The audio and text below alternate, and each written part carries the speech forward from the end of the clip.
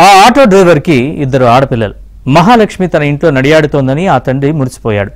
ఇద్దరు ఆడబిడ్డల్ని అల్లారు ముద్దుగా పెంచుకున్నాడు. రాత్రనక పగలనక ఆటో నడిపి వచ్చిన డబ్బులతో ఆ ఆడబిడ్డల ఆలనా పాలన చూసేవాడు.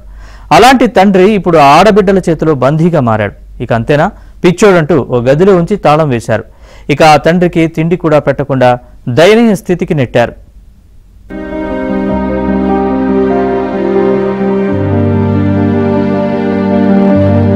విజయవాడ మాచవరంలో నివాసముంటున్న వెంకటస్వామి, పద్మ దంపతులకు ఇద్దరు ఆడపిల్లలు.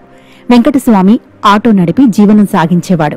వీరు తమ ఇద్దరు ఆడపిల్లల్ని అల్లారు ముద్దుగా పెంచి పెళ్లి చేశారు. ఇక్కడి వరకు అంతా బాగానే ఉన్న 9 ఏళ్ల క్రితం భార్య చనిపోవడంతో వెంకటస్వామి ఒంటరిగా మిగిలిపాడు. కాలక్రమేణా వెంకటస్వామికి కూడా అనారోగ్య సమస్యలు తలెత్తాయి. బ్రెయిన్ కు చిన్న సమస్య రావడంతో కుమార్తెలు వైద్యం చేయించారు. ఈ క్రమంలో వెంకటస్వామి మానసిక స్థితి కొంత పాడైంది. దీంతో ఆటో తోలడం మానేశాడు. ఇలాంటి సమయంలోనే అండగా ఉండాల్సిన కూతుళ్లో వెంకటస్వామిని వృద్ధాశ్రమంలో వేశారు. అక్కడ సకాలంలో నగదు చెల్లించకపోవడంతో వెంకటస్వామిని ఇంటికి తీసుకెళ్లమని ఆ ఇద్దరు కుమార్తెలకు చెప్పారు.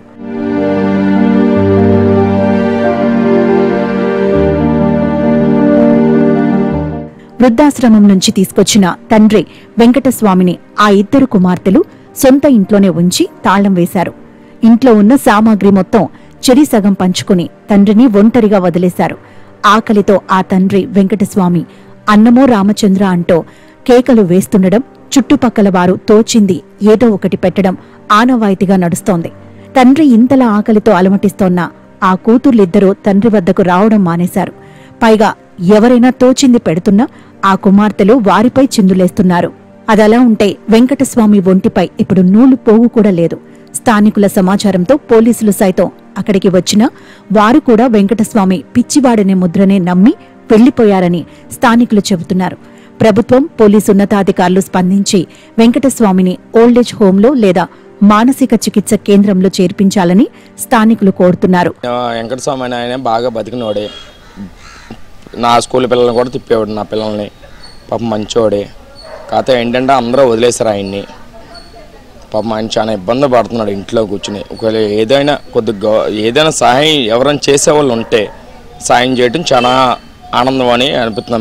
నేను ఆటోలేవాడిని ఆయనతో పాటు. కొద్దిగా అటు ఇటు కాకుండా కొద్దిగా అన్నీ